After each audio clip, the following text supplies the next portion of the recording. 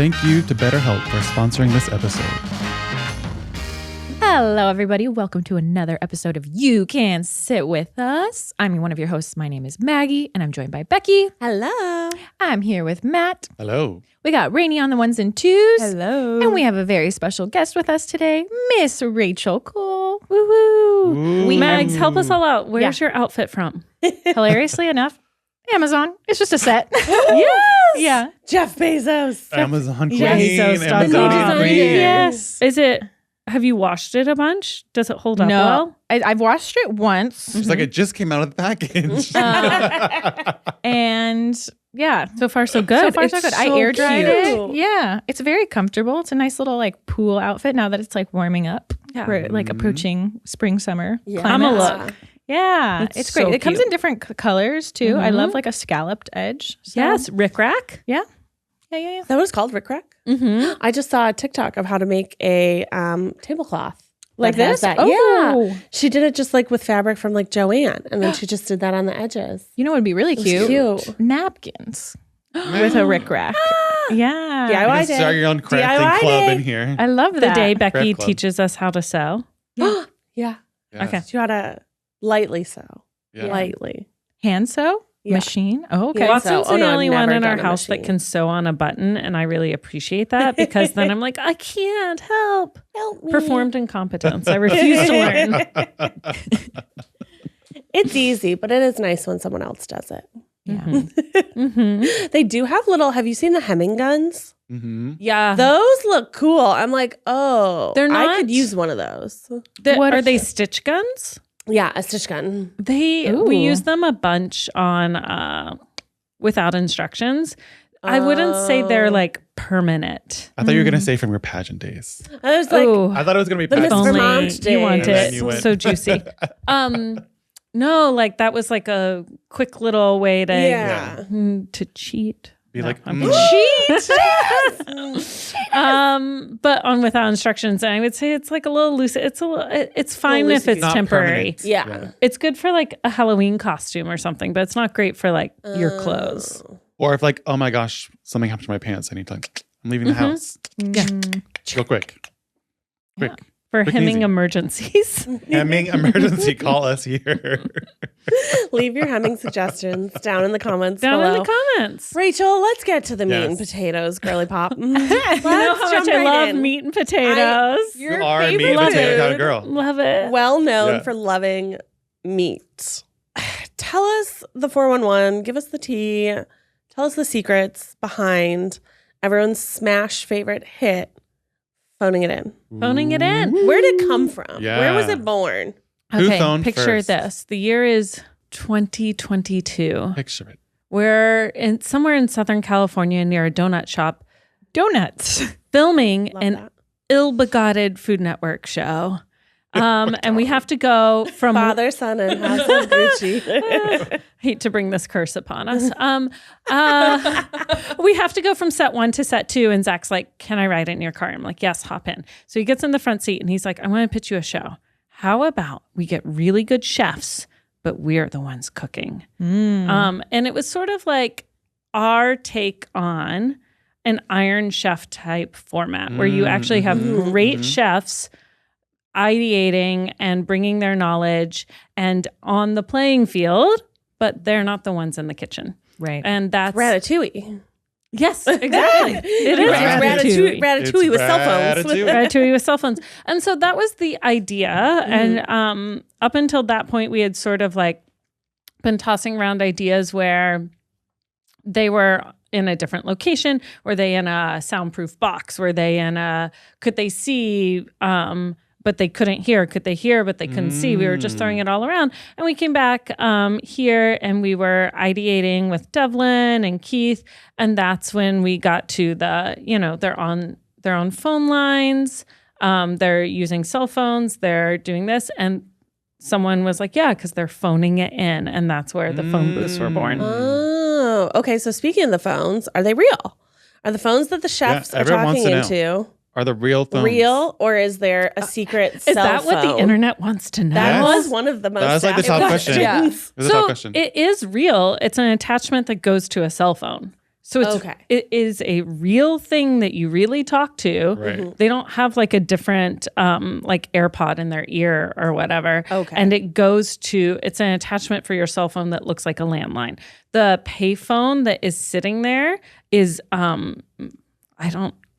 it doesn't work. It's not a real payphone. The quarters really go in as if it were a working payphone, but they don't pay for anything. They just go It's into a the freeloader. box. It's your piggy bank. Yeah. Yeah. And there are two people sitting on the sides, usually Desiree and Devin, and they have two sets of cell phones for the people competing. They're connected to the AirPods and to the landline phones, and they're controlling per my whims and wishes. Ooh. When The wizard behind the curtain. Yeah. when they are able to speak and when they're like both muted. Okay. And they're also able to troubleshoot, like if like the AirPod gets a little funky in the kitchen or whatever, they can turn it off, turn it back on, restart it, reconnect it, whatever. Mm-hmm. So what's that like directing something where there's obviously they're filming in the kitchen where they're cooking, but then the chefs are behind closed doors, I assume? Closed doors, open doors in the Closed studio? doors in the studio. In the studio. So you can't see them. I can. No. Okay, you can. Are you on a monitor? How I'm are you on a doing monitor. this? How are you So- directing two things at once? Literally the wizard behind the curtain. Yeah. I She have sees all. Comtex in my ears so I can hear both the kitchen and the studio. I have monitors, which gives me a 6-camera feed. So I see 3 cameras in the kitchen, 3 cameras in the studio. And then I have a headset or an HME that connects to all the cam ops, and sound can hear me because of the microphones and booms in the room. So I'm able to speak to everyone, see everyone, and hear everyone all at once. Magic. Which is a lot on a brain I was going to say, that's a lot. for like 3 hours at a Just time. hearing different speakers in different ears. Yeah. Yeah. How long a does an lot. episode take to film?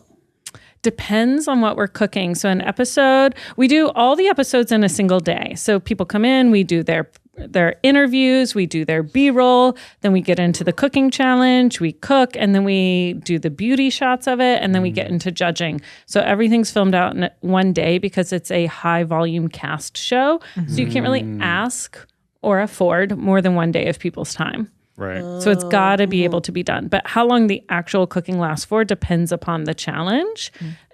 It's probably as little as 2 hours and as much as like 3.5. Whoa. That's But we pretty can't really quick. afford more time than that within our day to accomplish all those things. Yeah. Interesting. So you have to, the cooking challenges have to be something that really, and how that day's broken up depends on what the cooking challenges is. So something like a cake can really sit until we're ready for judging. But if they were making something like dumplings, those really need to get served within like 20, 30 minutes. Yeah. Spoiler, no food you've ever tried on a cooking show as a judge has ever been like hot and ready. Right. Fresh off the oven. If you think it's going to be fresh and hot, you're not equipped to judge. It's going to be like a little cold and have gone through beauty shots probably at the very least. Are there any other like cooking show Yum. myths that you could dispel? In fact, I think you'll notice like when I watch modern versions of Iron Chef, it's been on for many years, I don't know, and I see them cook all their dishes and they have one set of dishes and then I see them in the judging setup where they're bringing it coursed out.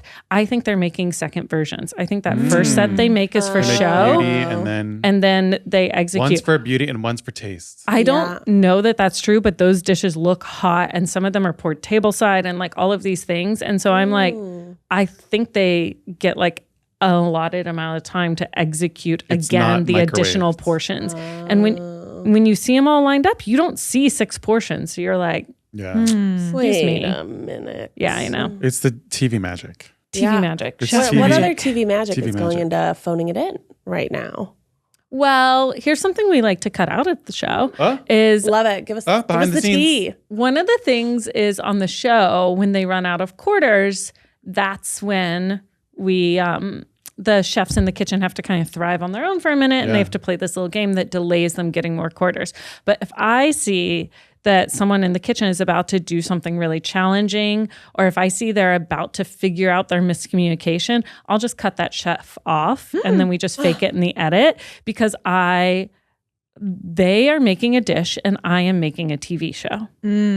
So Competing priorities. like, should I give anything away for like You specifics sound like to you're this the season? instead of the inner saboteur, the outer saboteur. Saboteur. You're the saboteur. I mean, it doesn't always always lead to disaster. Sometimes it just leads to someone like gutting a fish by themselves, you know? How fun. How fun. How fun for Favorite us. Wednesday activity. Yeah. Yes. Yeah.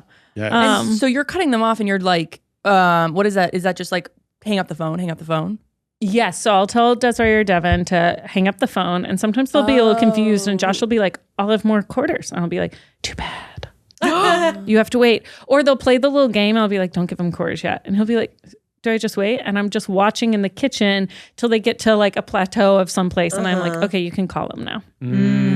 Interesting. What am I going to do? Leave it up to quarters, up to fate? That's fine. But you might get like a show that is very middle of the road where Right. everything kind of goes okay. And there are no highs need and no ups. lows. And I ask the chefs to be ambitious, to pick things that are challenging. I ask the people in the kitchen to really like give it their all. And that creates a lot of organic Right. plot. But I also watch for moments where it would be really fun for them to do something by themselves or for them to not have all the information they need or whatever, because we're trying to create something interesting. Yeah. How do you pick the chefs? Great question. Yeah. I'm like, how do they know them? How do they Well, get them on How'd there? you meet this chef? Yeah. a lot of the chefs I have just found through research. So And you I just cold call them. Is Like, hey, research eating at the restaurant?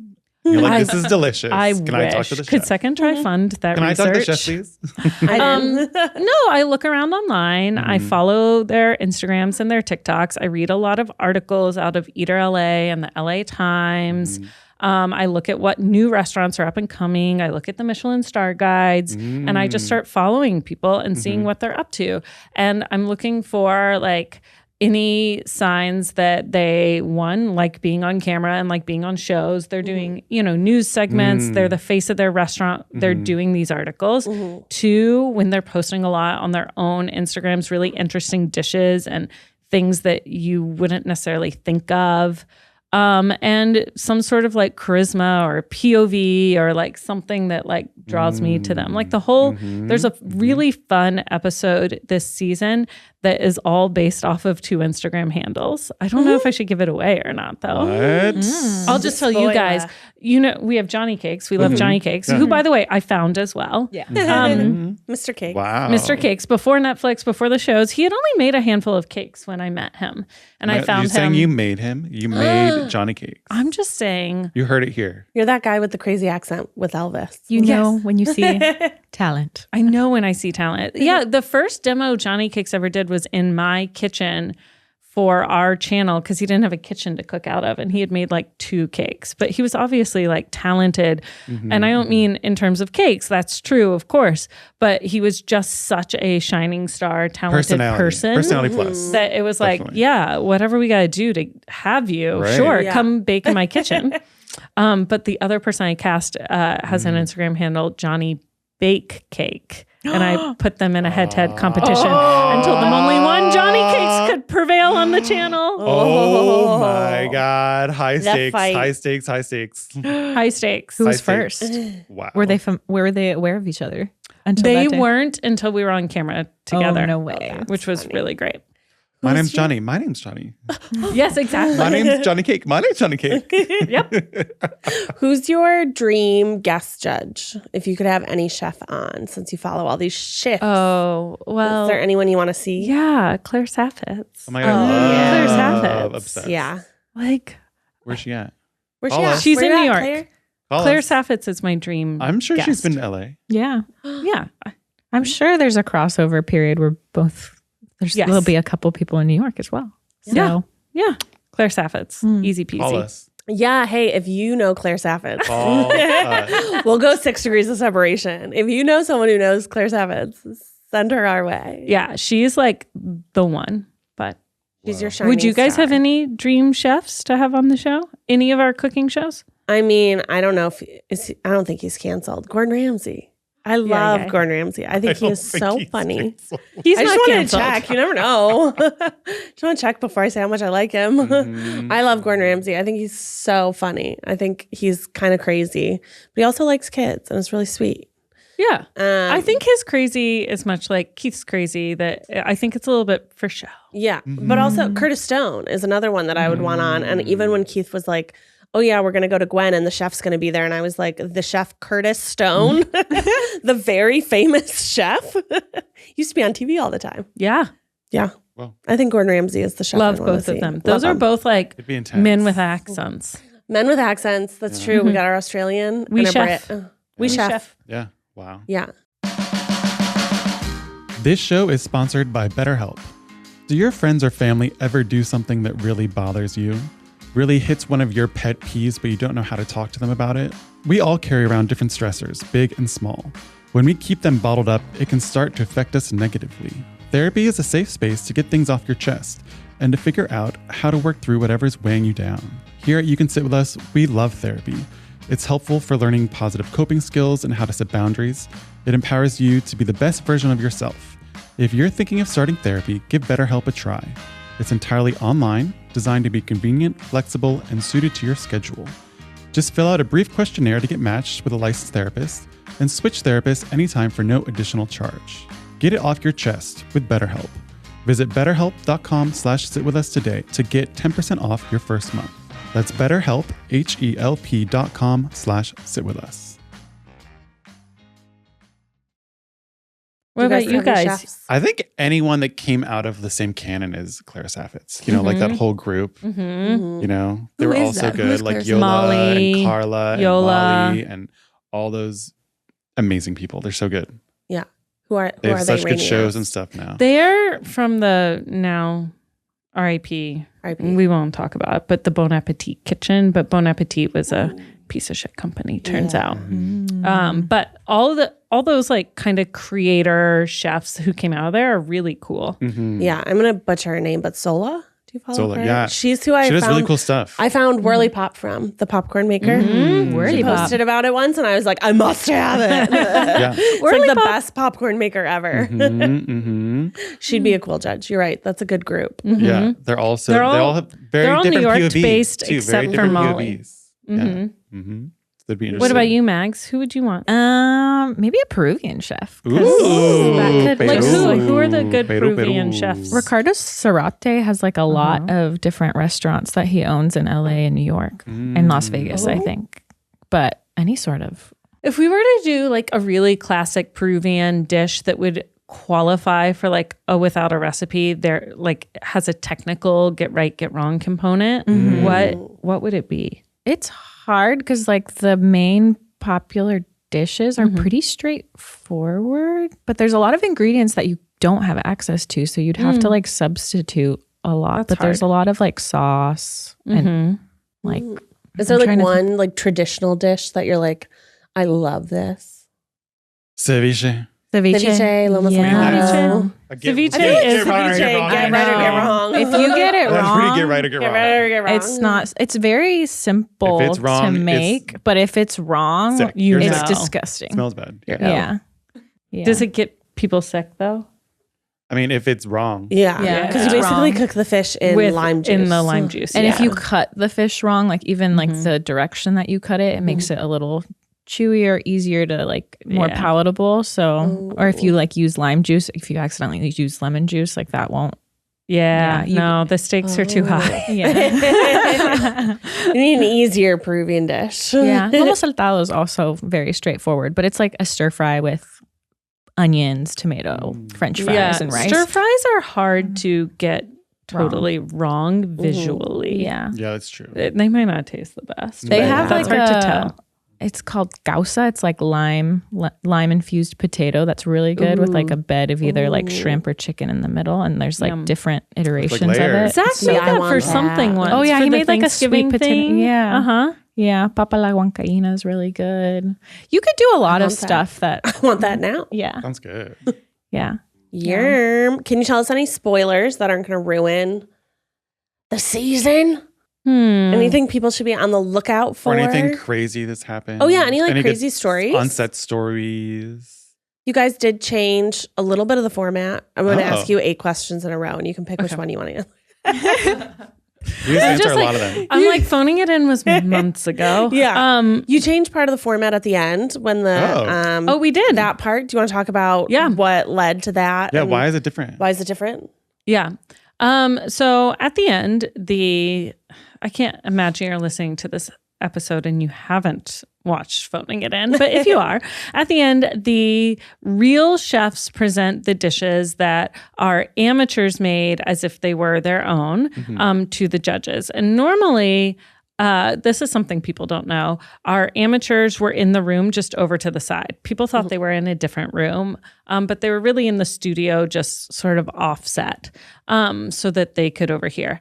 And they weren't it was too confusing to have them talk during that time, etc. So one of the formats we changed is, and you can see that we didn't do this in the first episode we shot, but we did do it in the other 3. So you'll be able to tell which one came chronologically in filming order, if you pay attention. But is we really moved the guys to a different room. We gave them a headset to be able to hear their chefs, and we reversed it. So now our amateurs are in the ears of the professional chefs while they're judging. So fun. And so they get to feed them lines about what happened in the kitchen. So our actual chef, like Johnny or Josh, will be sitting there and they'll be like, I don't know why I decided to put kale leaves over the fish. And then Zach can be in his ear being like, because you thought it looked pretty. And, he has to say. Right. Or, That's Quasi good. will be in someone's ear. Ventriloquist style. And then our chef will just be like, I did it for Brooklyn, and it's like, okay. What guest would say that? And so then they're feeding them all these ridiculous lines, and it's really fun the other way. It's a show that's not really about cooking. The cooking is just a platform for which comedians and chefs to interact, and we see what happens. Exactly. And then how is the pre-production compared to Without a Recipe? What's different and what's the same? The pre-production is really hard in the casting. The casting takes me such a long time because I need 6 chefs per episode. So that's 24 people across the season. Wow. And that's a lot of people from the same, I have the amateurs, which are sort of from our extended cast, but then I have professional chefs competing and professional chefs judging. And there are so many people I admire, but they all run restaurants. And that's, they don't have a lot of time and it's a full day commitment. And this season, we really wanted to get people who were like pretty legendary in the field. It's the legend season to judge. Ooh. And so we were really going after people who have James Beard Awards, have won Top Chef, work at a really high, competitive level. And we did. And that was really cool. But finding all of those people and having the time to do the show is a big ask. And so I would say the casting is really hard. Without a Recipe is a lot less casting because I'm looking for 2 professional chefs per episode rather than 4. Right. And what, how do you do the pairings? Are you like Johnny would do well with? Or actually, yeah. It's not necessarily do well. It depends. So if someone's been if Mythical Josh is coming in and he was with Keith last time, then I'm trying to put him with Zach this time. Right. I pair the amateurs together a little bit based on their schedules, but also based on which episodes would be hard for them.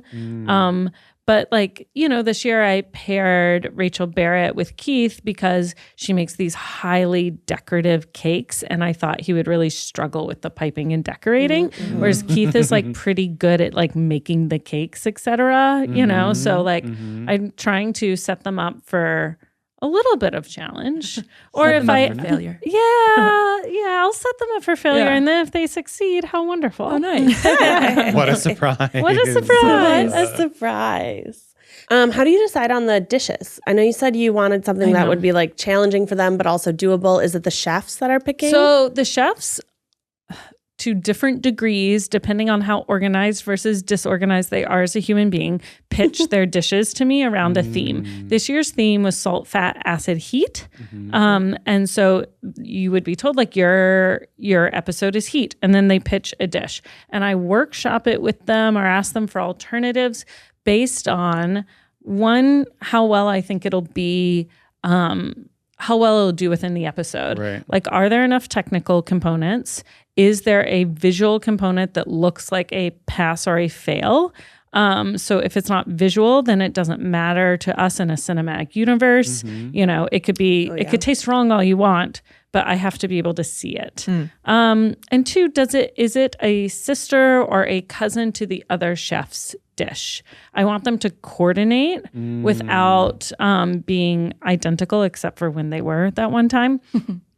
Which was really fun. But I want them to, I don't want one chef making a lemon cake and the other one making a salt roasted branzino. Those two things don't go together. Right. I want them both ideating around similar things.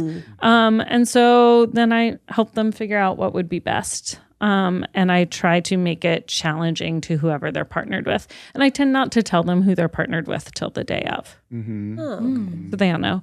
Mostly because I want to get their reactions on camera. So I tell them in pre-thoughts usually. Or sometimes they pick up the phone and they're like, hello? Who is it? Who is this? That's funny. That's funny. Like when we had the Johnny and Johnny episode, Kwesi picked up the phone. He was like, Johnny, you don't sound excited. And Johnny Murphy on the other line was like, yeah, I am excited. We're going to have a chill time, dude. And Kwesi was like, Johnny, you don't want to be partnered with me? And finally, Zach was like, no, Kwesi, I'm with Johnny. You're with the other Johnny. And he was like, this isn't Johnny Cakes? And he was like, no. And it was so fun. He was like, why don't you sound excited, Johnny? The case of two Johnnies. The case of two Johnnies. That's so good. How much food is left over? Like, because I feel like you need a lot of things to shoot, right? You need a lot of food to shoot. You need a lot of extra things in the pantry. Less than Without a Recipe. So on Without a Recipe, at the very end of the shooting season, like at the end of the week or 2 weeks, we're like calling out different ingredients and people are taking them. Like, do you want the chicken? Do you want the flour? Do you want the whatever? But on this, we really shop to their recipes. And they only make 1 to 3 dishes. So the likelihood is that there's not much of anything left over unless you like make a big cake or something. But usually like on these shows, the crew is not trying it because it's not, you know, if you're making a whole roasted fish or a cake, you're making 1. But if you're making pasta, you're making 3 dishes. So 1 for beauties, 2 for judges. And that's it, really. And I would have them execute a couple more for us if they had the capacity, but they don't. They can't do it. Are we doing a family meal? Family meal? So there's not a lot of ingredients left over, but someone will always take them if there is. If there's good stuff left over. You know, they make a mess of a lot of stuff. You don't get to try every dish then? No, I definitely don't try every dish. Would you want to try every dish? No, I don't want to try every dish. No. Rachel's like, oh no, there's not enough ingredients to make more. No. Oh no, I'm so sorry. So sorry.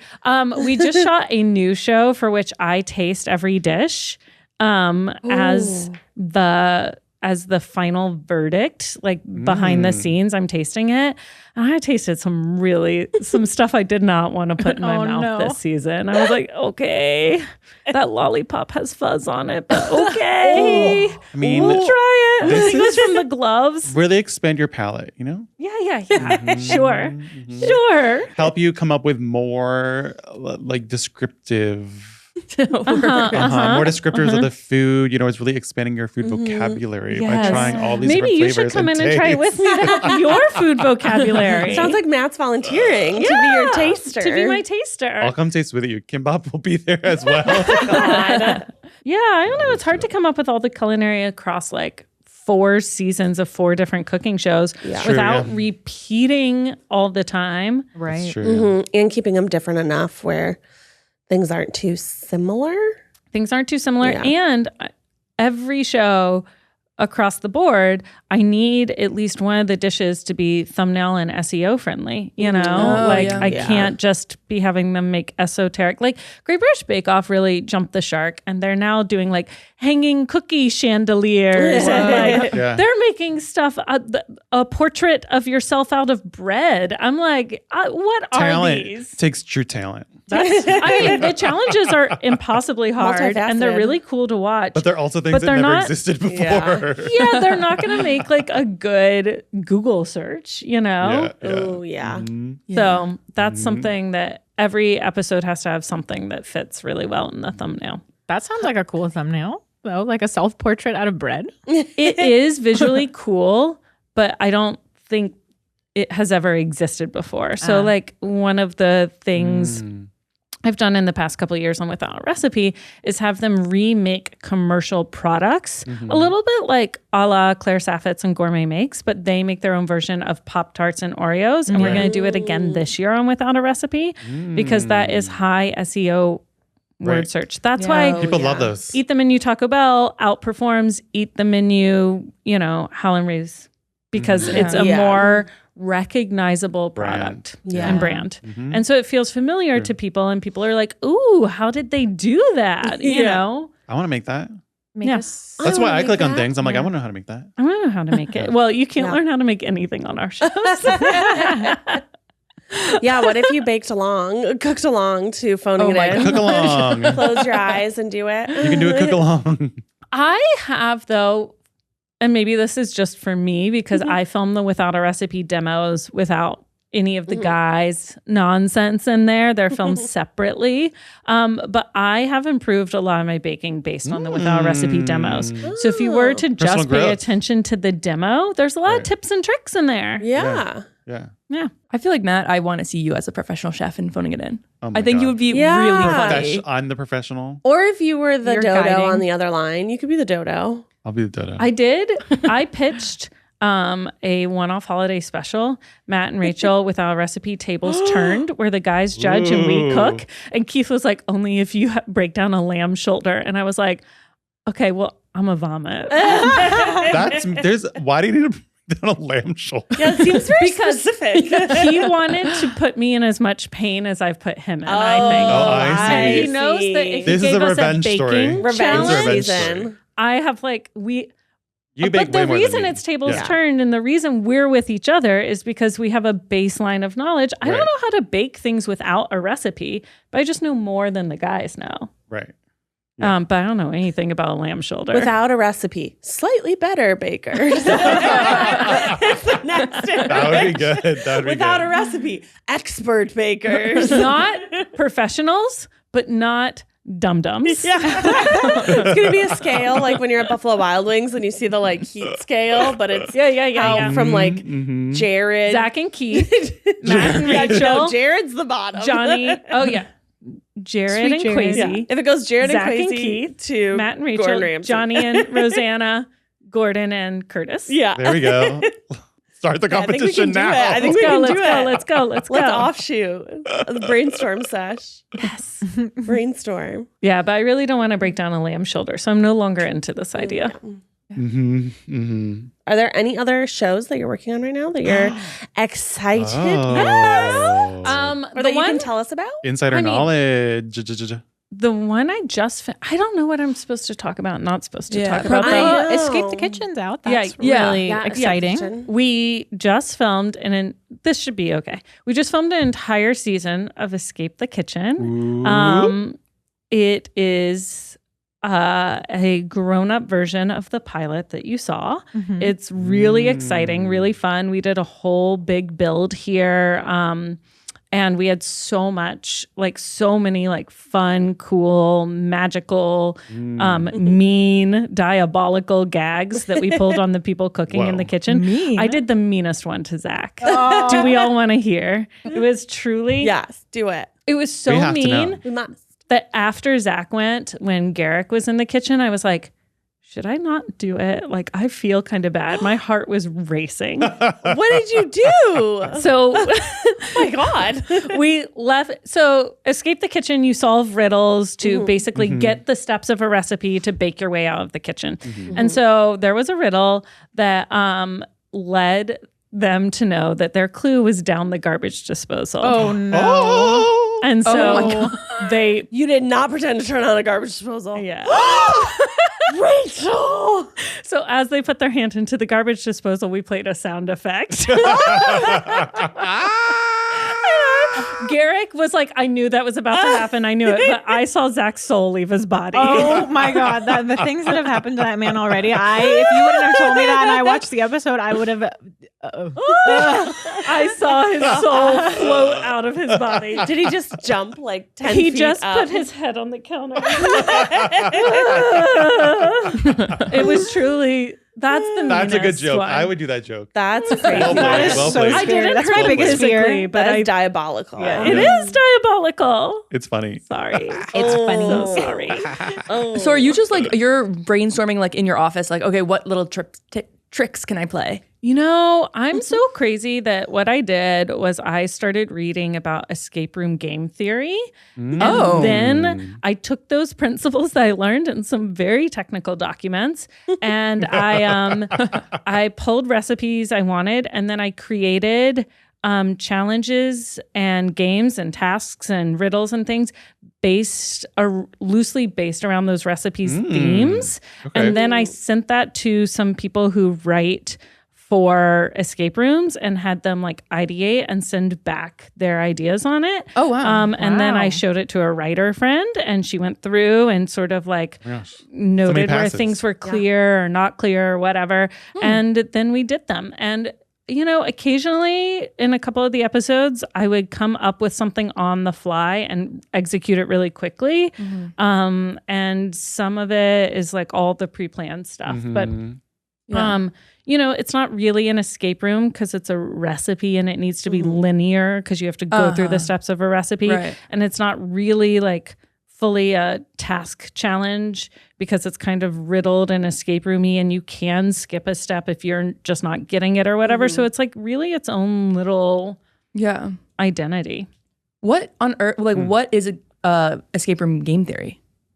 Well, there's all sorts of different ideas, but what kind of challenges are you putting in an escape room and why, and how they reflect the story or the narrative you're trying to tell? So you would never put like a countdown clock in a challenge or a narrative where it's set in a place without technology. Or if you're trying to create, you know, there are some that are like horror based. So you don't want to do challenges that aren't around that theme. And there's just a whole bunch of stuff out there. So I just sort of went down a rabbit hole and then started writing to it. Rachel's gonna be designing escape rooms Yeah. now. She's like, I She's found gonna my be- second. It's going to be third, escape rooms for fourth, or everyone to fifth leave the career. office. The thing about an escape room, though, is you design it and you test it and you make it all really perfect so that people can do it 6,000 times, right? right. Like hundreds of people are coming through there Yeah. and the tricks work every time. We do it twice and then rebuild it for the next one. So like we're not creating we can't afford to time or money wise create things that are that permanent. So we're using things once or twice and then we reset because the episodes, they have overlapping gags. Like they're, you know, the same electrical outlet might play across multiple episodes or something like that. Something might drop from the ceiling across multiple episodes, but they're not identical by any means. So I really liked, I think this episode came out, Jared with the water balloons. yeah, There were water balloons fell from like a cupboard or something. a cupboard. And Jared, they fell on the floor and one of them popped and he was like, oh, I'm supposed to break these. But instead of being like, I should pick them up and break them over the sink, Jared just broke them started stomping on them. Because it did seem like you were supposed to break them on the floor. I know.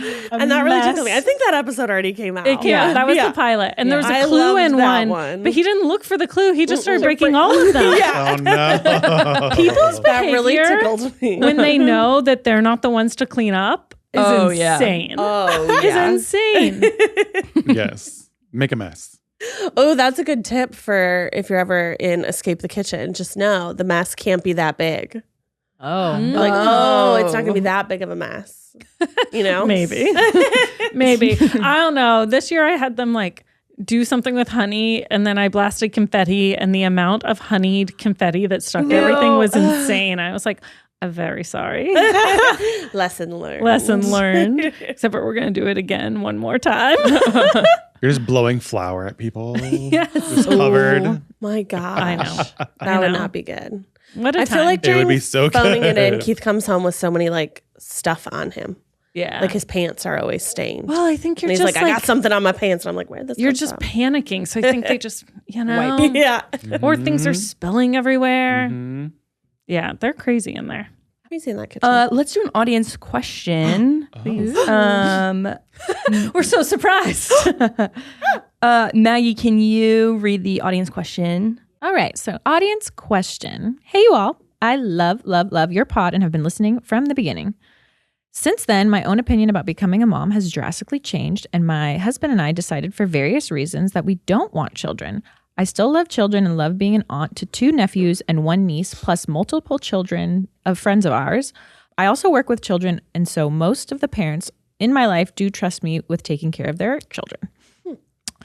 But I would love to hear from Rachel, Becky, and the other available tri-moms what advice you have in regards to friendships between moms and non-moms, especially in the first years after birth. I am trying really hard to be there for my mom friends, bring them food after birth, offer babysitting, cleaning, shopping duties, etc. With some, it's fairly easy to talk about my life or my problems. With others, there is no way to talk about anything else than babies for years. Some friendships, especially early 20s friendships where they got pregnant, ended, and I'm very eager to not let that happen again to the other amazing women. Oh, that's sweet. So long story short, do you have any advice for child-free women who want to sustain friendships with moms during early stages of parenthood? Thank you so much. With much love, Leah from Germany.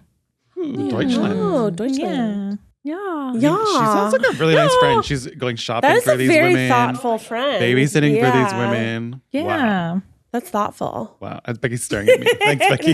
Okay, sure. I'm just kidding. It's hard. I mean, I think that's like already shows that you're being a good friend is that you're like thinking about it. Mhm. But I feel like I was a bad friend to most of my mom friends before I had a baby. Like once you do, then you're like, oh, this is what I should have been doing. But then if you're never going to have kids, you do kind of need a guideline of like how to best support your friends. Yeah, when you're like, oh, this is what I should be doing. I know Miles was like, oh, when my friends have kids, now I know I'm just gonna like go over and like hold the baby while they take a shower or something. Yeah. What was it for you? Mine was just ordering food or like not actually coming over, of being like, I'm just ordering you Postmates right now. Like, what do you want for dinner? And like not having the strings attached of having to like see someone or like interact. It was more Right. just like, I feel like everything in those early days is very like utilitarian. It's like you're going just off of eat, sleep, maybe shower. Rave, repeat. Yeah, Sounds that like kind of she stuff. is doing a lot for these people, these friends who are moms, and like over the years, she's not getting that friendship back. Yeah. Though. Especially from the moms that can't seem to not just talk about their kids. You know what I mean? I feel like you can still be a person outside of your Yeah, I kids. mean, you're not so just I a think mom. that says more about her friends than it says about her. I think everyone goes as a through friend. like Ebbs. ebbs and flows of like how intense some of the aspects of their life are. You know, when you have a parent that's sick, or when you first have a baby, maybe you don't have capacity for other people's stuff for a bit, and that's totally fine. But if you find yourself going years and the relationship's one-sided, whether that's because they became a mom or something else, that's not cool. You know, they have to have space, especially if you're showing up where they are. Like, it's harder for you. Let me come to you. I'll bring some groceries or whatever. Yeah, I mean, and the they're not shopping, asking you about babysitting, and- yourself. Yeah. That seems crazy. And it sounds like she wants a relationship with the kids too, which I always find so like darling when people make the effort. It's like my friends, my chosen family make an effort to get to know my kids. Oh, yeah. And it sounds like she's doing that too. Yeah. It seems like she's just not getting it back. And that's shitty. Yeah. I'm like, so should she? I mean, I would say something. I would just be like, Yeah, I think she should say I feel like you something to don't her have, friends. yeah. Like, I feel like you're not holding space for me kind of in the same way that I hold space for you. Yeah, and to say like, I know you have a lot going on. Yeah. I know having kids is such a huge time and energy and brain suck. But if you were to ask me about my life at all when we meet up and hang out, I would feel much more like engaged in this friendship and connected to you. And maybe maybe they'll, do that and be like, oh shit, I'm so sorry. Yeah. I say people have seasons. Like, I'm like, oh, you're in your selfish season. That's fine. Like there are some friends where I'm like, oh, you were in your selfish season. Or like times where I've been like, I'm just in my selfish season. And it's like, you just don't have the capacity. You don't have the brain space to like do other things other than what you're exactly doing at that moment. So I think maybe calling them out on that a little bit and being like, you're just like very wrapped up in your own world. And I totally get that. Maybe this is not our season. Maybe I can come back for a season. Yeah. Or I would say like give people the benefit of the doubt and the grace for like a few months at a time. But if it's been 4 years, that's different. Yeah. Maybe they're not actually a friend. I mean, it sounds like they're not if all they want to talk about is their kid and they never ask you. Like what did Joey say? She said, I felt like I was a celebrity interviewer when she was talking to someone once. And I was like, that always stuck with me because I was like, oh, if you ever like look back on a conversation and feel like you were a celebrity interviewer, that's not good. Right. That's not good. Right. That's not good. That's not the sign of a good friendship. There should be some give and some take. And I don't know. There were times like my best friend Hannah doesn't have kids right now. And when we go out, like we just want to talk about like Vanderpump Rules and like absolutely nothing to do. Like this woman came up to us and was like talking to Henry and me while we were having lunch with Hannah. And the woman left and Hannah was like, that was so rude. She's like, we were here having a conversation, and then all of a sudden she wants to bring up trauma to you, and we're just trying to have a good time. And I was like, yes, Hannah. Okay, you know what? Yes. You do need to have that mentality sometimes of like, yeah, okay, maybe I don't want to talk about this at all. Yeah. Maybe I just want to talk about Vanderpump Rules. 100%. Only. Yeah. I feel like you got to define the relationship with your friends. And I think she's probably doing this, but she can say, I love talking about your kids and I love getting to know them. I love kids. I work with kids. I adore them. But also I'm living a life and like a friendship is being connected to each other, not just me connected to you. Yeah. Right? It's got to be a two-way street. Oh, those conversations are so hard. I know. I've never had one of those. That's why I'm like, if you can get to the other side of it, though, it's very beneficial rather than just cutting someone off. And if they can't get to the other side, then Then you did it. You did your part. you tried. Yeah. And who knows? Maybe they'll come back in 10 years when their kids are big and they're less swamped. Or maybe it doesn't. Maybe they don't need to. Yeah. Maybe it was just a season of friendship. Do you have any tips for either of them, like going forward, either the moms who only talk about their kids and don't seem to have conversations outside of that, or people who want to have conversations outside of that? Well, I think just Best being ways to direct with your support. friends, that's unbelievably hard. But, that if you're going to grow with someone in a friendship or a relationship of any kind, you're going to have to tell them when they're making you feel unseen, unheard, like you're just going to have to do that. And that kind of sucks a little bit because it's a real awkward feeling. But if they're your friend, they'll try and hear you. Get over it. Yeah. Yeah. Yeah. I also feel like there's a difference between like a conversation that moves forward and a conversation that doesn't. You know what I mean? Like if they bring it up and then there's no moving forward, kind of like, what's the point? Yeah. But then I guess it's better that you know.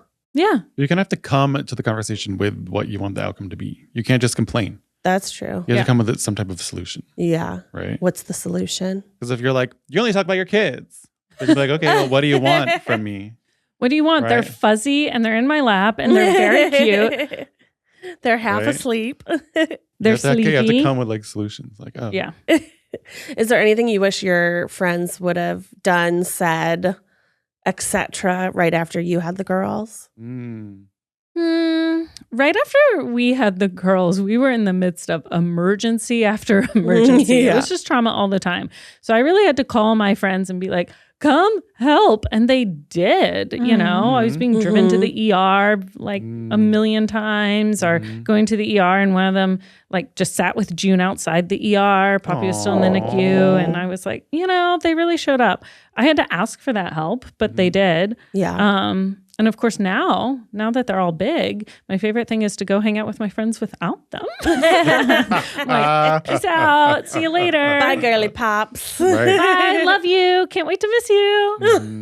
No, I love them. Can't wait to miss you. But I do concentrate on adult conversations better when I'm not involving, because now they're 5. They're bored if they're not in the conversation. Yeah. And if they're bored, they're going to let me know. So it's better to go hang out with your friends without them, unless it's a fun time for everyone. Yeah. So Rachel, I'm gonna give you this list of never have I ever. Okay. Oh, never has she ever. We're going to play a little game. Maybe you've heard of it, called Never Have I Ever. Do you put fingers down or up? What do you do? I think it's fingers down, right? Okay. Right. I feel like we always start with our hands up and then we all put our hands down eventually. Okay. It's a Ooh. facade. It's true. These are good, Rainie. Thank you. They're All of a sudden- Teen Vogue. Shout out. Shout out. Shout out, Teen Vogue. All right. Never have I ever read an entire book in a day. I have. I have Harry Potter. It was the Harry first one I did. Potter? Whoa, You guys that's are a long. long book to read in Yeah, a day. the first one. Yeah. Wow. Bam, Wow. done. Are you a Potterhead, Matt? No. I feel like when they Now. came out, there was so much buzz. Everyone was so obsessed. Yeah. You had to be in the So know. good. How I had old to were read you them when they all. came out? I had to read them all. I was like 5. I 5? had to read them all. What? You weren't. You were not 5. Excuse me? You were probably in like I was eighth like grade. in college. Yeah. You were probably like in 8th 5. grade. 5. You were probably like, it was 5 years ago. It was last year. They came out last year, right? Yeah. Rachel, have you? Ever read a book in a day? I think I have to have, but I think it was like something short or like a play. Yeah. Like sit down and read a play. I was a theater major, read a lot of plays. Yeah. It's a little book. Yeah. But not They're like thin. a full, not like a Harry Potter. It's a long The day. first one? Yeah, I don't think I read Period. anything that long in a day. I mean, Just I do feel it. like I read The Like a Hunger Games in 300 like page 3 book. days or something like that. But Yeah. Those are good Yeah. ones to fly through. Yeah, they go fast. They go fast. Scythe is another one Oh you could my read. God. You and Scythe. Oh my God. My favorite book. His favorite book that she hasn't finished. One day. one day, Rainie will finish Scythe. I just started reading Dune. Oh. It's very confusing to read. I was Yeah. So I started it and was like, why is there so much talk about spice? It's so much spice at the beginning. I couldn't get into it. I stopped. One of our cam ops, Ben Hecht, who is an avid reader, told me it gets really good at the end. He was like, it picks up and everything, but the beginning is all politics. Yeah. It was It's a crazy. quaidal speed. Have you heard this? It's the goes slow at first and then goes really fast. Goes really Quail fast. speed. Guilty Quail pleasures. speed. Stop. Quaidal. Oh. Quail. I heard quail too. I was like, quail. Whale I was like, speed? they walk got around quail- and quail then for the brain. I looked at Quail Matt. I was like, what does that speed. mean? goes really slow, then really fast. Okay, got it. I'm much more uncomfortable with it now. I can only imagine who taught you about that. Of Guilty course. pleasures. I'll give you 3 guesses. I don't know. Dune puts me asleep every night. I get like 4 pages done. And I'm like, Cozy. Sometimes you need that type of book, though. yeah. You're like, I won't play on my phone. I'll read for Yeah. 6 minutes and then I'm sleeping. Get more sleep. Honestly, I feel like one of the most unbelievable parts of Dune, even though it is all sci-fi, is that the main character's name is Paul. I don't think it's Yeah, talked yeah, about enough. Yeah. Paul. Why is everyone's name Paul. so Well, isn't he supposed to be so Eurocentric? He is. Yeah. Oh. I mean, Paul's a pretty. This is mom How- Jessica. Yes. Oh. Lady Jessica, who's the witch queen, Bene Bene Gesserit. Gesserits. And her name is Jessica. Yeah. Paul I can get on board with. Jessica Jessica. is Jessica. wild. Jessica. Okay. Never No, have I ever Jessica. Googled myself. Oh yeah. Totally have. Oh Yeah. I'm a famous swimmer. Are you? In another life. I am. On Google, I am. Matthew McLean. There's a different one. Yeah. There's another one. Okay. I'm glad you had to clarify. I didn't know if there was a different one or if people had just assumed that about you and it was like false Obviously, my reporting. swimmer's body. Fake news. Swimmer's swimmer's on. body? Swimmer's These 20 body. pack abs. Come on, Rachel. How's your Can't believe you wingspan, even Matt? had to ask that question. I want to see this man. What about you, guys look Mag? Did similar? you Google yourself? I've Googled myself, yes. Yeah, of course, guys. Come on. What's the top hit? Maggie. You can sit with us maybe? don't know. Probably, yeah. Yeah. I just wanted to make sure there was Let's do it. any. Tell me what the top hit is. I'm gonna Google everyone. and I'll tell you what the Becky number one once thing told me is. what my wiki feet score was. It's true. We were It was looking better at than it. Becky's. It was better Really? than mine, and I was like, That's all right. Maybe you show your feet more. More opportunity. Yeah, I might show my I feet might. more. More opportunity. I only wear sandals, though I usually wear Matt, you socks. come up first before the American swimmer. No, I'm more famous than him. I mean, according to my You've Google, grown in For stature. now. But I literally had to doing type laps, in Matthew Matthew. McLean's swimmer to find the swimmer, but you came up. Maggie, yours Whoa. came up with your Pinterest. Oh, my I'm gosh. on Pinterest. What is on Pinterest Maggie's was the Pinterest? first Maggie's thing. famous on Pinterest. Yeah, it was the first thing that came up after the Try Guys Wiki fandom. Oh, Wait, okay. what's on Maggie's boards? I don't the think category? The wedding. I feel like it's think I wedding. deleted. No, my this is someone Pinterest. else's Pinterest. Oh. With Maggie's on it. Oh, Yeah. that's not what I was thinking. Yeah. Oh. These That are was- Pinterests. Whoa, this is a really old picture of you guys. There was one time I Googled myself and it was Katie and Zach. Katie LeBlanc. LeBlanc. That's Yeah. funny. And they like Sure. Getty Images. Oh my God, that is a very old photo. That's so funny. Yeah. So old. And they thought that was me. Oh, wait, didn't we find out there was another Rachel Cole? There is. Yes, Rachel Cole TV. She's You're an on TV? Emmy awarded anchor for What? number 12 News. Wow. Is she Wow. blonde? Mm-hmm. Yeah, I've seen her. Tune in to Yeah. Nothing I've seen her. Yeah. Well, let's do Rachel Cole wedding. See who's comes up. Not yours. Jean-Francis Bisson and Rachel Cole. Ooh. JF. Okay. Rachel Cole En and France? Eric Roberts on the knots. Oh, but you know what? The next people ask is who is Rachel from the Try Guys? Oh. Who is she? And it is a very old picture of you. Yeah. It was like Who a is she? college Who is she? picture. Yeah. Who's got this brown hair here? I don't know. I don't know her. I don't know. How'd you decide to go red? I think the hair and makeup team on Portlandia Oh. convinced me. Oh my gosh. I know. You know, when you're hanging out with people who just like dye their hair all the time. Yeah. And I was like, okay, I That can sounds do good. it. Yeah. And I went red, and then I just kind of never stopped. Never turned I went back. platinum for a while. Yeah, yeah. And then to be all my honest, hair I fell thought out. this was your natural hair color. Everyone does. Yeah. And when they see the old Portlandia episodes, they're like, oh, she used to dye her hair dark. And I'm like, No. nah, girl. My Your hair is the eyebrows OG. like are fully just perfect. Yeah.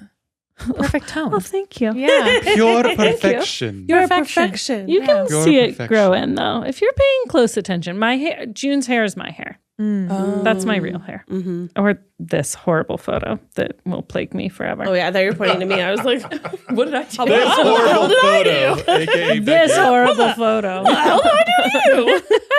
Rainie, yours comes up with all your stuff. You are the only reigning toll. Oh, thank goodness. It's all pictures of you. It's your first thing that comes up.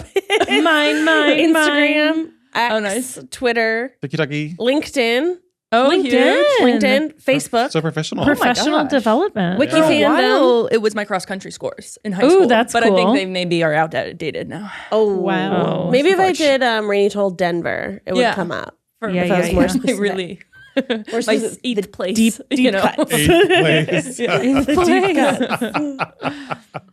Never have I ever broken a bone. Me and never. Never. I have. Never broken a bone. I fractured. Where'd you fracture? What's the difference between a break and a fracture? A fracture is just like a crack in it, And then whereas a like break a is full across. break, I guess, yeah.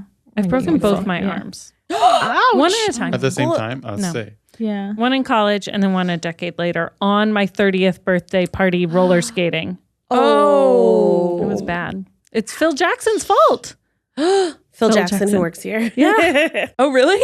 Yeah, so I was roller Yikes. skating. I was on my Ouch. first lap and he The first lap.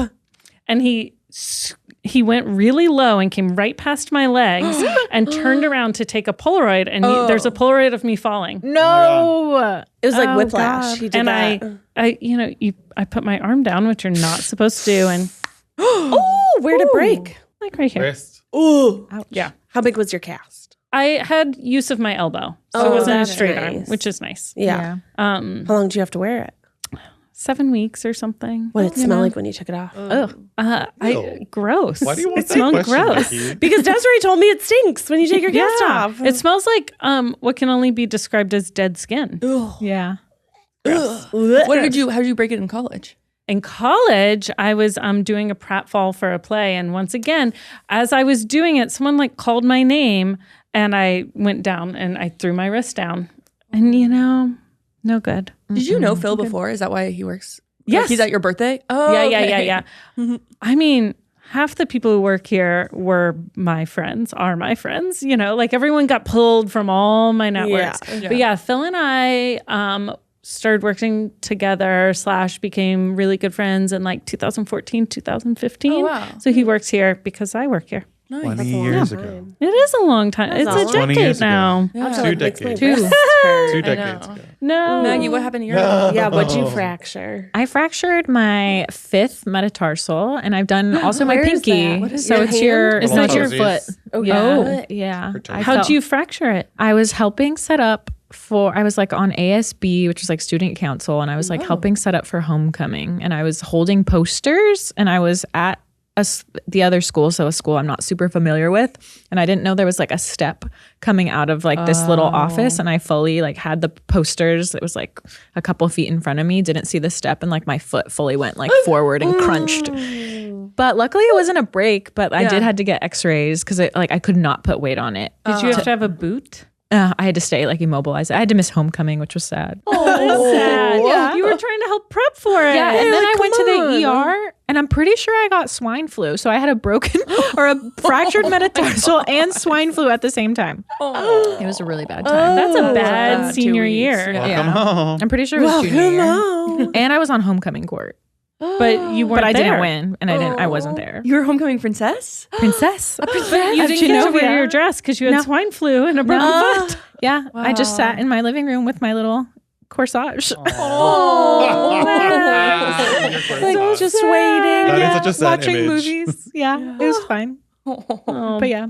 Buddy. Ouch, that like makes my foot hurt. I know. Yeah. I've only ever sprained anything. And then in softball, I like not landed on my break. pinky once because I was like in outfield praying that a ball would never come to me, and it did. And I was like backing up, and then landed on my pinky. I like landed on my hand because I lost balance. The sun was in my eyes. But yeah, You're in not- Did you have to wear a little like splint and stuff? I wore a splint, and I foolishly did not tape it to my ring finger, which they say to do. So like you can tell that my pinkies are a little crooked. Oh, yeah. Crooked. I mean, we've been meaning to talk to you about that. My crooked pinkies. We've been meaning to say something. Yeah. So Rachel Cole, thank you so much for sitting with us and You're spilling so welcome. all of the tea. There's not tea. So Just good. watch the episodes. They're good. Yeah. They're Behind so the good. Don't scenes. spoil them. It's behind the I don't wanna scenes. We got the spoil. behind the scenes. We got the take. BTS. Yeah. The BTS. The BTS. Rachel Cole, where can people find you on the interwebs? Oh, they know. R. Cole on Instagram. I don't really use TikTok. I'm just there to watch. You're there. I'm there. You're a secret watcher. I'm a secret watcher. I don't know if this should go in the episode or not. I left my first comment on a TikTok. It wasn't a friend yesterday. Let's find it. That wasn't a friend. Let's find it. And I felt Was like a it- commenter. Was it? I felt Was like it- a were you- comment. Was it mean? No, it was okay. I was like, was it mean? No, I was trolling. I mean, I guess it was sort of mean to the other side, but there was a mom who was on the phone with a student's teacher, her child's teacher, and her child is transgendered, and the teacher was like, misgendering them on purpose over and over and over again. And the mom was like on speakerphone fighting for it. And all the comments were in support of the teacher. So I had to leave a comment in support of the mom. Yeah. Obviously. Obviously. I was I was like, what side of TikTok am I on right now? How'd you get there? Yeah. I don't know. Because I was like, no, Jeez. my TikTok is only for liberals. What was your comment? My comment was, OMFG, good job, mom. She's so lucky to have you. And she's so lucky to have you being protective and supportive of her. Oh, that's sweet. And I used her correct gender. Hell yeah. Ugh. Hell yeah. Just So in that case- was my first TikTok comment to Crazy. someone I didn't know. Have you guys ever commented on TikTok? Nope, never. Never. Never. Zero. No, I haven't. Have you? Yeah, Are I you a did. commenter? I'm a comment. Oh, Prolific. I love half of the fun I of love TikTok it. is the comments. yeah. I love reading Yeah. comments. There was I this love man. comments on Oh, TikTok. yeah. Yeah. There was this man who wanted to try what he called white culture food. And so people were giving him suggestions. What did you suggest? Please Well, tell me it was a Midwestern what? salad. It wasn't a Midwestern salad. He had just tried eating a bag of cheese, shredded cheese, over the sink. Oh, God. Love that. Dumb. That's how he roped me in. I was like, this is so funny and so hyper specific. So I commented that I wanted him to try a microwave ham and cheese where you take a burger bun and then ham and cheese and you microwave it for like 30 seconds. Okay. Ew. That was It's actually really good. The bun gets really, really soft. And then the ham gets kind of like hard almost. Yeah. You're not preaching to the right choir. I don't know. Well, he hasn't tried it, so he didn't think it was a good idea either. Okay. Sorry. Yeah, he hasn't tried it yet. Yeah. Yeah. Yeah, I usually just comment laughing things. Laughing I might emoji. comment like a little heart emoji for something for someone. I don't know. Like, Right. but I've never written out a comment to a stranger before. But I was just, if the comments had been supportive, I would have just kept scrolling. But the fact that they weren't, I was like, you are on the wrong side of history, madams and sirs. Get the fuck out of here. Get him. Get him. I was just so proud of this mom. Sometimes I comment just because I'm like, this should be bigger. Like I want this. I want this algorithm to take it away. Oh, yeah. Oh, I save a lot. If it's a creator I just like, I just save it. I'm like, I save everything. Oh, yeah. get it. Save it for a rainy day. Save. And then sometimes I go through my like and I'm rainy like, day. this is so funny. My These are likes so are good. chaos. 100%. You can't trust them for anything. I'm like, what is this? But I'm just being supportive. Yeah. Yeah, I love that. I get this one guy, Brett. I forget what his last name is. I love that guy. Okay, I don't know if you've noticed his comment section, but people think we look alike. Oh. And so almost every one of his videos, if he posts a video, I have like 100 tags. Wait, is he the rank guy? Yeah. Is he rank? Yes. Okay. And I look at him sometimes. Do you look and I'm like him? I do. It's the I think eyes, we I do think. look alike. Yeah, Yeah. we have similar I wanna eyes. And see he does him. kind of look like my brother. You're Yeah, folks. we're kin. He looks similar to the way my brother looks. So I'm like, I get why people are saying it. Yeah. But they comment on it so much. This poor man is like, yes, I've heard that. I've heard. So I've commented Brett on a knows couple of his you. things to be like, I'm sorry, Brett. I'm sorry. I'm sorry, Brett. Yeah. He's funny. He's really I like funny. him. Yeah. I think he's silly. Yeah. Yeah. But anywho, Rachel Cole, you're a star. Thanks Our for coming Cole. on. Thanks for telling us the tea, the drama, the Anytime. mystery, the suspense mystery. of How the phoning sauce it is in. made. Literally. How the sauce is Literally made. how it's made. I can't wait to have you on once, you know, other exciting Other things. exciting Ooh, things. things There's in the a works, whole folks. season of something that I didn't mention on here because I can't. We can't. We're going to Just talk know about it that. soon. We're going to We're gonna talk talk about We it are. soon. It's in the works. So And we're gonna talk about this stay works. tuned for some exciting things. But Rachel, our Cole, Sure. Auntie Ray Ray, Bayhabs. do you want to take us out with the Okay. all the things you want people to remember? Lord Almighty. They can all be. You can switch them up. Okay. Yeah. Do your own. All right, you guys. Thanks for staying with us. Make sure you are kind. You tip your servers. You don't misgender people. You pee after sex. You get vaccinated. You wash your hands. And generally, let's all just go out and have a healthy girl summer. Okay? Okay. Love. All right. Love you guys. Bye. Bye.